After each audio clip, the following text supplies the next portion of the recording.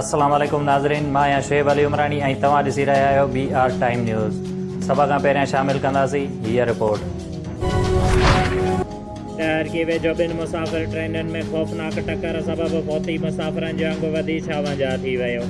100 खां वधीक ज़ख़्मी बोगियुनि खे कटे मुसाफ़िरनि खे ॿाहिरि कढण वारो ऑपरेशन जारी। पाक फ़ौज जा जवान रेस्क्यू ऑपरेशन में शामिल। शदीद ज़ख़्मियुनि खे हेलीकॉप्टर ज़रिए CMF पन्नो आकिल मुंतक़िल कयो वियो।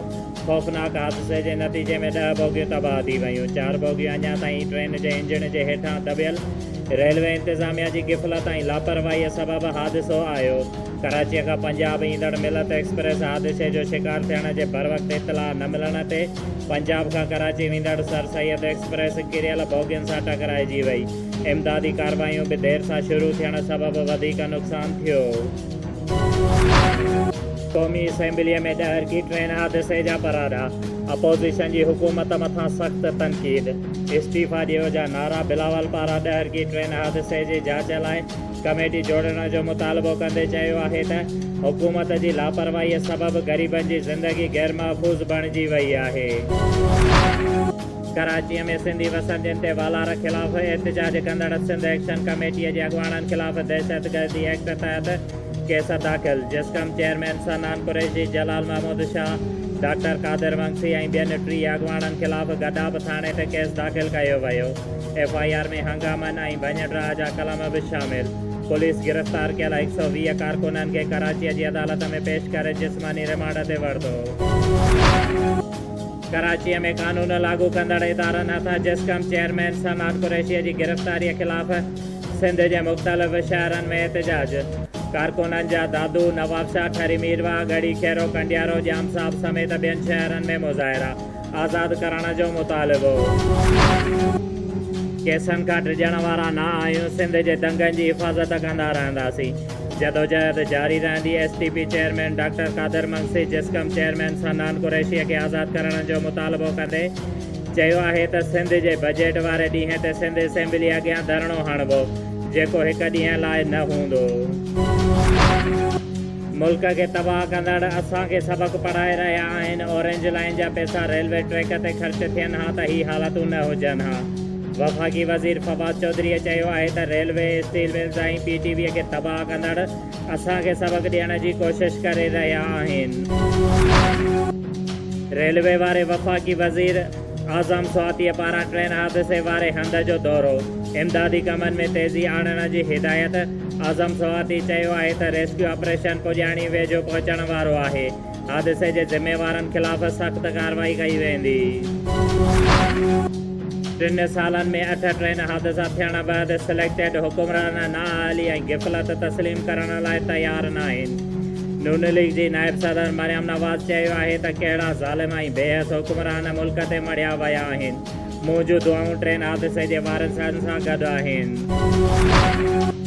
वज़ीर आज़म इमरान ख़ान जी सदारत हेठि क़ौमी इक़्तिसादी काउंसिल जो इजलास।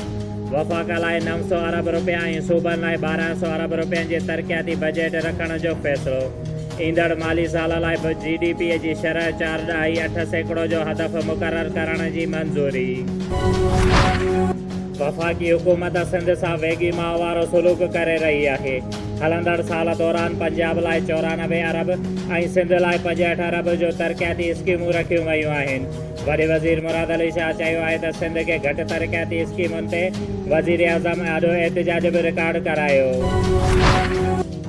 महान ॾाहे मुफ़क्कर सियासतदान ऐं दानिश्वर रसूल बख़्श पलेजो जी 3 वरसी मल्हाई पई वञे। ॻोठ मंगा खान पलेजो में अवामी तहरीक जे अॻवाननि ऐं कारकुननि मज़ार ते हाज़िरी भरी। वरसीअ जी मुख्य तक़रीब जारी।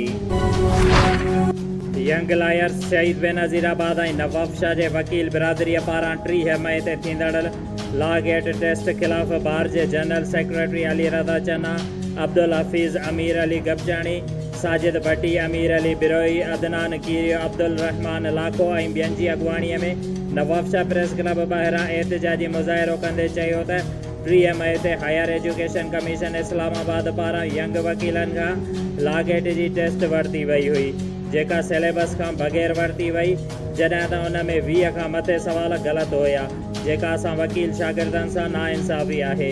हुननि मुतालबो कयो त लॉ गेट जी टेस्ट सिलेबस तहत वरिती वञे।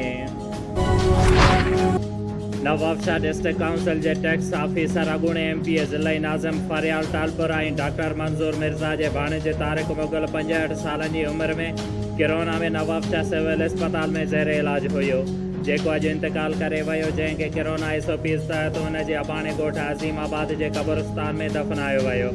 जॾहिं त नवाबशाह जे सीनियर सालिह बिलो, नबी बख्श बलोच, सहाफ़ी अली रज़ा मक्सी, खुर्शीद अहमद मक्सी, सहाफ़ी कादर बख्श बिरोई, M सालिह बिरोई ऐं ॿियनि तज़ियत जो इज़हार कंदे चयो त अल्लाह ताला मरहूम खे जन्नतुल फिरदौस में आला मक़ाम अता फ़रमाए ऐं उन जे पोयारनि खे सब्र जी तौफ़ीक़ अता फ़रमाए। भिरिया रोड भरिसां ॻोठ खपड़ खान लाशारी में ॻोठाणनि जे घरनि खे अचानक बाहि लॻी वई। बाहि लॻण सबबि इक़बाल लाशारी, गुलाम अकबर लाशारीअ जे घरनि में बीठल 6 खां मथे बकरियूं ऐं अलाह तलाह सड़ी रख थी वियो। ॻोठाणनि पंहिंजी मदद बाहि विसाई, फायर ब्रिगेड अमलो न पहुतो। ॻोठाणा खुली आसमान हेठि बेयारो मददगार वेठल आहिनि।